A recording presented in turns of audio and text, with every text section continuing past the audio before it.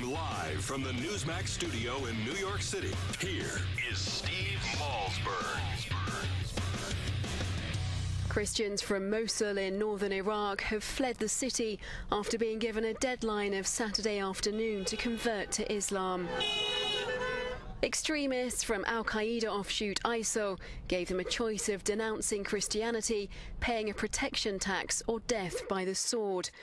All right, folks, what you just heard is going on and has been going on, and now it's ISIS. And by the way, this whole ISIL, that has a whole different meaning, which we'll do another show about, because that's very dangerous in and of itself. And our president calls them ISIL too.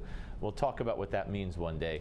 But what's going on is that Christians are being killed or told to leave, convert, get out, pay a tax, be killed. I mean, it's just insane that this is happening. And have you ever heard Obama address this issue? Have you ever heard Kerry address this issue? No, because Israel builds settlements. They're the real evil ones in the Middle East, you see. Joining us now is Mark Arabo, President and CEO of the Neighborhood Market Association and national spokesman for the Iraqi Christian minority. Hello, Mark. Hello, thank you for having me. You know, look, I'm Jewish, okay, and I've done so many shows on this, and I just don't get it. I mean, I know our media is left-wing, but I still don't understand how they could sit by and watch this happen. I know our president is a proud Christian, and he hasn't said boo about this, and it's not just started with Iraq and Christians, you know, at the hands of ISIS. It's been going on in the Middle East and parts of Africa for years and years and years, and the world is silent. Why? Why do you think that is, Mark? Well, first of all, I thank you for having me on your show. You know, Jewish and Chaldean were first cousins, so I'm in good company when I'm in your program. Thank you. I can tell you that we're doing everything we can with the State Department and members of Congress. We're able to craft with Congressman Juan Vargas House Resolution 663, which actually forces the hand of the federal government to really act, because this is a global humanitarian crisis. All the reports we're hearing is confirming that our worst nightmare has been confirmed. This is a genocide, and we want to make sure that we don't turn a blind eye on a Christian Holocaust. I mean, we've seen 95% of Christians have left Mosul. The remaining 5% have stayed there and been converted to Islam.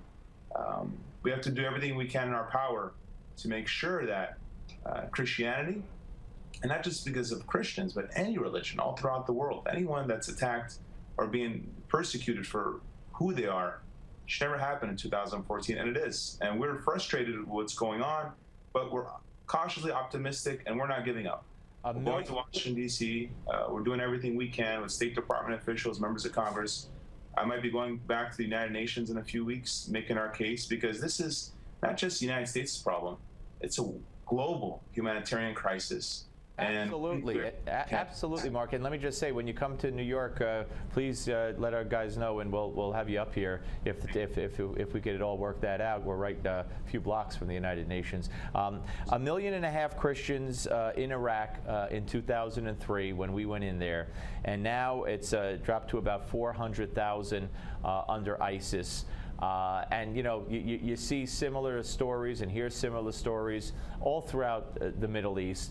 And of course, Christians predate, you know, Muslims in the Middle East.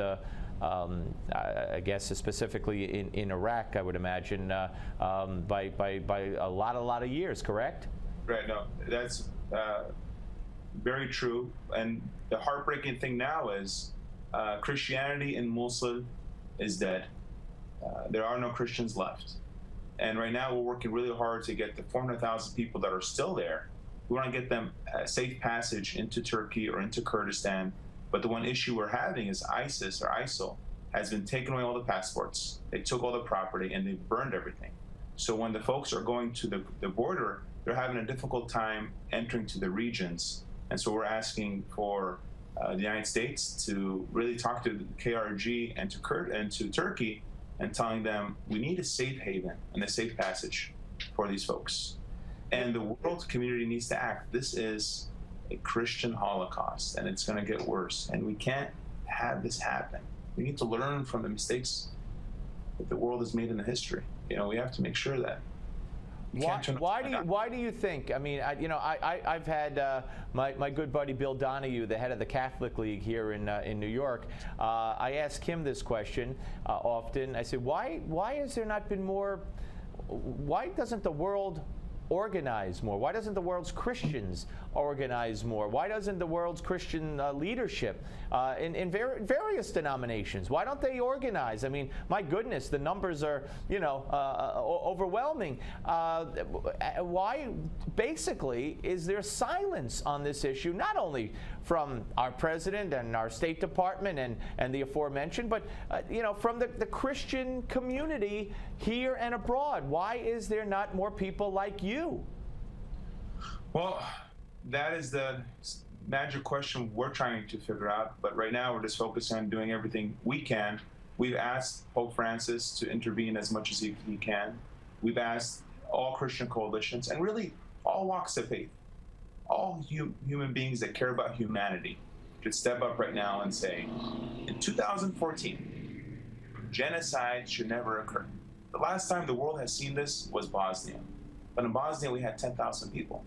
Right now, we're talking around about 400,000 folks in a region that are being persecuted, beheaded, slaughtered, mutilated, raped, and 50%, half of them are children. And I want to thank you so much for elevating the conversation, because before now, we're trying really hard to get national media to cover this as more than they are, because this is a global humanitarian crisis. Well, let me say, Mark, you and and anybody who has your cause at heart, welcome on this show anytime.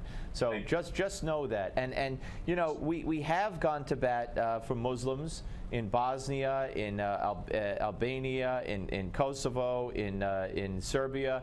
I'm not suggesting military intervention necessarily, but certainly some kind of effort, some kind of recognition. I mean, when you say you talk to Congress and you talk to the State Department, do you feel you're getting anywhere? Well, when I went to Washington 2 weeks ago, it was a really successful trip. In 2 days, we were able to craft a resolution. So the United States Congress has a resolution in their hands right now. It's in the Foreign Affairs Committee. It's called House Resolution 663. And we're asking for the American people to reach out to your members of Congress and tell them, let's pass this resolution as a foundation for this new law. And let's give these children and families a chance not just to survive, but to live. As human beings, we need to make sure that we have compassion for people that are being slaughtered for just being Christian.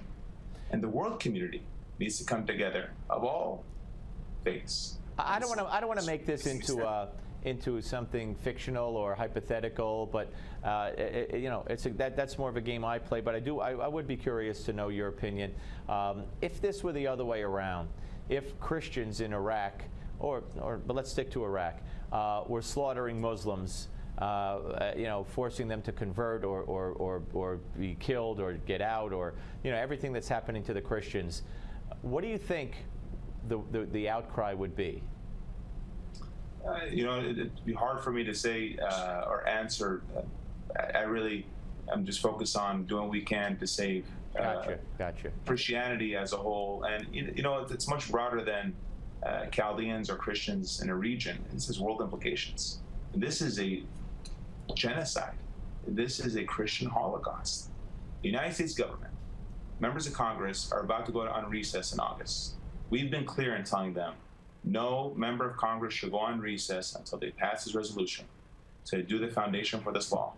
UN and NATO should send in peacekeepers right away and let the world community know that Maliki needs to protect the minorities, Christians, Kurds alike, or Iraqis need to find a new leader. Because when you have a democratic Iraq for everyone, Sunnis, Shiites, Kurds, Christians alike, a democratic state, incredible things will happen. The best testament to that, the best country in the history of the world is America. And we need to make sure that in America, we're doing soft-handed diplomacy. We don't feel we should send in more troops. We've lost over 5,000 of our sons and daughters in this war, and it's unraveling before our eyes. But on the other hand, we need to push United Nations to do a safe passage for these Christians and these families. And we'll do everything we can as human beings first, with a human heart, to save these families, to save these children that are being beheaded. You know, ISIS is beheading children that are holding their heads as trophies. As trophies. Yeah. This should be appalling to every human being on this world. Mark, thank you so much. You have a website or anything people could go to? Sure, it's markarabo.com, and we're doing everything we can to elevate the conversation. Okay, markarabo.com, and spokesman for the Iraqi Christian minority. We'll be in touch, Mark. Thank you very, very, very much. Folks, this is very, very, very important. We're coming back with Gimme 5 on the Steve Malzberg Show. Don't go away.